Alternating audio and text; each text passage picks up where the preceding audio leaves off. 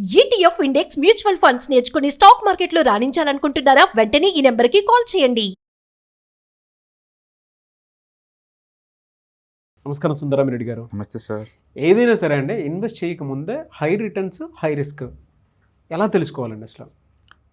బేసికల్గా knowledge foundation అండి. Knowledge లేకపోవటం చాలా రిస్కీ. మీరు ఎక్కడైనా ఇన్వెస్ట్ చేయండి. ఎగ్జాంపుల్, ఇండియాలో 269 లక్షల కోట్ల రూపాయలు బ్యాంకు డిపాజిట్ రూపంలో ములుగుతున్నాయి. అంటే వడ్డీ అంతా మీకు తెలుసు, బ్యాంక్ వడ్డీ 6-7% మధ్య ఉంటుంది ఇండియాలో. అంటే 6-7% వడ్డీ కోసం బ్యాంకుల్లో 269 లక్షల కోట్ల రూపాయలు. అంత డబ్బు కూడా కేవలం 6-7% కోసం పెట్టారు. అదే డబ్బు అంతే గ్యారెంటీ తోటి మీరు కనుక ఆర్బీఐ ఫ్లోటింగ్ బాండ్స్ ఉంటుంది, అది తీసుకున్నారనుకోండి, మీకు 80% దాకా వస్తాయి. అదే స్మాల్ ఫైనాన్స్ బ్యాంక్స్, వాటిలో మనం ఫిక్స్డ్ డిపాజిట్ చేసామనుకోండి, 80% దాకా వస్తాయి మీకు. అంటే నార్మల్ బ్యాంకులో 6%కి వచ్చాయి, దీంట్లో 8 దాకా 2% ఎక్స్ట్రా అవుతుంది. సేమ్ లిటరల్లీ గ్యారంటీ ఉంటుంది. కాకపోతే నాలెడ్జ్ లేకపోవటం వల్ల ఏంటంటే పబ్లిక్ ఏంటంటే అచ్చం బ్యాంక్ డిపాజిట్స్ వాళ్ళు కంఫర్ట్ కన్వీన్స్ చూస్తున్నారు తప్ప అంటే అవతలు చూడలేదనమాట. అందుకని ఈవెన్ డెట్ ఫండ్స్లో కూడా బ్యాంకు డిపాజిట్స్తో పోల్చుకుంటే ఒక 2-3% ఎక్స్ట్రా తీయచ్చు నాలెడ్జ్ కనుక్కుంటే. అందుకని నాలెడ్జ్ లేకపోవటం అనేది ఇక్కడ మెయిన్ రిస్క్. అందుకని నాలెడ్జ్ కనుక్కుంటే డెఫినెట్గా రివార్డ్ పెంచుకుంటూ పోవచ్చు అనమాట. అలాగే మల్టీ అసెట్ అలొకేషన్ ఫండ్స్లో పెట్టారనుకోండి, దాని మళ్ళీ ఎక్స్ట్రా ఇంకో డెట్ ఫండ్స్తో పోల్చుకుంటే 2-3% ఎక్స్ట్రా అవుతుంది. ఇంకొంచెం నాలెడ్జ్ పెంచుకొని ఈక్విటీ మార్కెట్లో ఇన్వెస్ట్ చేసుకున్నారనుకోండి, రిస్క్ ఎక్కువైనా రివార్డ్ కూడా ఎక్కువ అవుతూ ఉంటుంది. కాబట్టి నాలెడ్జ్ పెంచుకుంటే ఆటోమేటిక్ రిస్క్ తగ్గుద్ది, రివార్డ్ పెరుగుతూ ఉంటుంది. కాబట్టి ఇన్వెస్టర్స్ అర్థం చేసుకోవాల్సింది ఏంటంటే, ఫైనాన్షియల్ లిటరసీ కనుకుంటే వెల్త్ క్రియేట్ చేయటమైనా, వెల్త్ మెయింటైన్ చేయటమైనా, వెల్త్ని ప్రొటెక్ట్ చేయటమైనా అది అది అది కంఫర్టబుల్ ఈజీగా ఉంటుంది అనమాట. నాలెడ్జ్ పెంచుకోకుండా, ఫౌండేషన్ ఏం లేకుండా, ఫినాన్స్ ఫౌండేషన్ ఏం లేకుండా మీ డబ్బుని గ్రో చేసుకోలేరు, వాటిని ఈజీగా ప్రొటెక్ట్ చేసుకోలేరు అనమాట. ఎగ్జాంపుల్ ఏంటంటే, ఇండియా మొత్తం మీద 269 లక్షల కోట్లు జస్ట్ బ్యాంక్ డిపాజిట్లో ఉన్నాయి. నీకు అదే డబ్బుని తీసుకెళ్ళి ఇంటి పక్కన ఉన్న స్మాల్ ఫైనాన్స్ బ్యాంక్లో పెట్టుకున్నా నీకు 2% ఎక్స్ట్రా వస్తుంది, అంటే 80% దాకా వస్తుంది. ఆర్బీఐ ఫ్లోటింగ్ బాండ్స్, ఆర్బీఐ వాళ్ళు ఇచ్చేది డైరెక్ట్గా, అందులో పెట్టిన మీకు 8 వస్తుంది. పోనీ సీనియర్ సిటిజన్ సేవింగ్ స్కీమ్స్లో పెట్టిన అప్ టు 30 lakh వరకు నీకు లిటరల్లీ 80% దాకా వడ్డీ వస్తుంటుంది. కాబట్టి పబ్లిక్ ఏంటంటే అవేర్నెస్ లేదు, నాలెడ్జ్ లేదు, అండ్ కొత్త ఎక్కడెక్కడ ఏమో ఉన్నాయి వాళ్ళకి ఐడియా ఉండలేదు అనమాట. ఇండియాలో ఉన్న ప్రాబ్లం ఏంటంటే, ఇది ఫైనాన్స్ సపరేట్గా నేర్చుకుంటే తప్ప ఎవరికి అంత అందుబాటులో ఉండదు. లేదు సార్, చాలా డీటెయిల్గా చెప్పారు, నాకు అది అర్థం అవుతుంది అనమాట. అంటే simple principal, financial foundation plus knowledge ఉండాలి. అది ఉండటం వల్ల ఏంటంటే మన డబ్బుని ఎక్కువ జనరేట్ చేసుకోవచ్చు, వాటి తర్వాత ఎక్కువ చేత వర్క్ చేయించుకోవచ్చు, తొందరగా ఫైనాన్స్ ఫ్రీడమ్ తెచ్చుకోవచ్చు.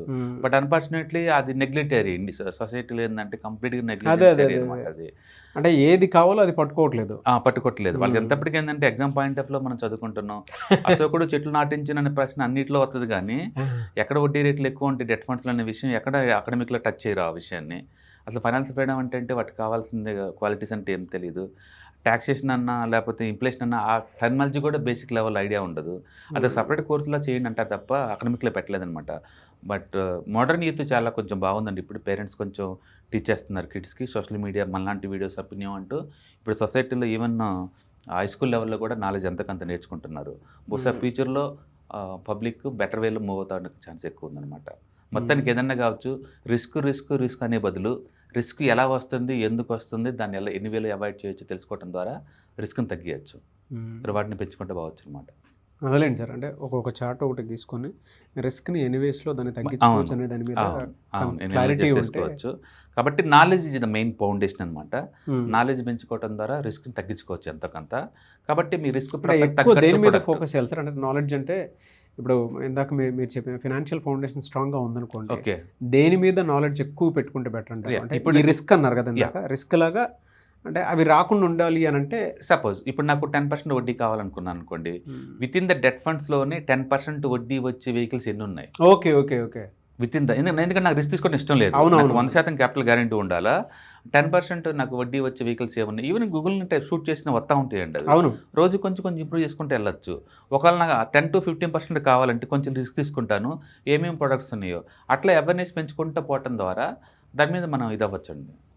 అంతే తప్ప డబ్బులను తీసుకెళ్ళి బ్యాంకులో పెట్టాల్సిన అవసరం. చూడండి, 269 లక్షల కోట్లు అంటే వాళ్ళందరికీ నాలెడ్జ్ లేకపోవచ్చు, ఉండుండొచ్చు కూడా.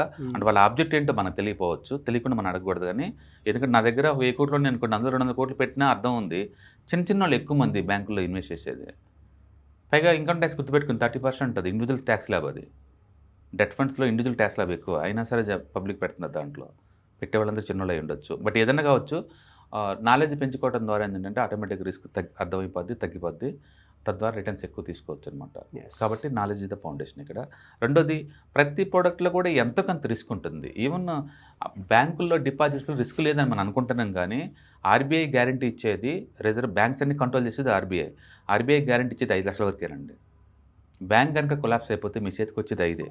రెస్ట్ ఆఫ్ ది మనీ రాదు. కాబట్టి ఇండియాలో ఒక బ్యాంక్ కూడా డిఫాల్ట్ అవ్వలేదు కాబట్టి మనకు అలాంటి ఆలోచన రావు అంతే. కాబట్టి రిస్క్ అనేది ప్రతి ప్రోడక్ట్కి ఎంతకంత ఉంటుంది, ఇండివిజువల్ రిస్క్ ఎంతకంత ఉంటుంది ఖచ్చితంగా. బట్ అది ఎక్కడో నెగ్లిజిబుల్ రిస్క్ పట్టుకొని మనం రిస్క్ అనలేం. కాబట్టి డెట్ ఫండ్స్లో కూడా అప్ టు 8-8.5 వరకు కూడా రిస్క్ లేకుండా తెచ్చుకోవచ్చు. అలాంటి వెహికల్స్ ఉన్నాయన్నమాట. కాబట్టి అది తెలుసుకొని అందులో ఇన్వెస్ట్ చేసుకొని ఎక్కువ రిటర్న్ తీసుకోవచ్చు. Very good information. Thank you అండి. Thank you so much sir. Hi, markets చాలా వాలటిలిటీ ఉన్నాయని భయపడుతున్నారా?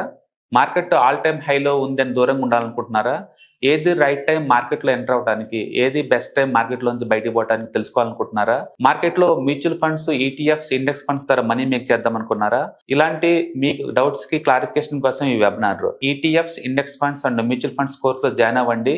మీ డౌట్స్ క్లారిఫికేషన్ చేసుకోండి. Every month Saturday, Sunday and Monday conduct చేసే ఈ కోర్సులో మీకు ఈటీఎఫ్స్ అంటే ఏంటి, ఇండెక్స్ ఫండ్స్ అంటే ఏంటి, మ్యూచువల్ ఫండ్స్ అంటే ఏంటి, different type of ETFs, index funds, mutual funds అంటే ఏంటి, ఇందులో ఇన్వెస్ట్ చేయడం ద్వారా లాంగ్ టర్మ్ లో వెల్త్ ఎలా క్రియేట్ చేసుకోవాలా, షార్ట్ టర్మ్ లో ఎలా వెల్త్ క్రియేట్ చేసుకోవాలా, ఎనీబడి కెన్ ట్రేడ్ ప్రోగ్రామ్ ఎలా పార్టిసిపేట్ చేయాలా, ఇలాంటి అన్నిటికీ మీకు ఆన్సర్ దొరుకుతుంది. కాబట్టి మీకు ఎవరికన్నా ఇలాంటి వాటిలో వెల్త్ క్రియేట్ చేయాలని కనుక ఇంట్రెస్ట్ కనుకుంటే కింద స్క్రోల్ అవుతున్న నెంబర్ కి కాల్ చేయడం ద్వారా మీ సీట్ ని బుక్ చేసుకోండి. Thank you.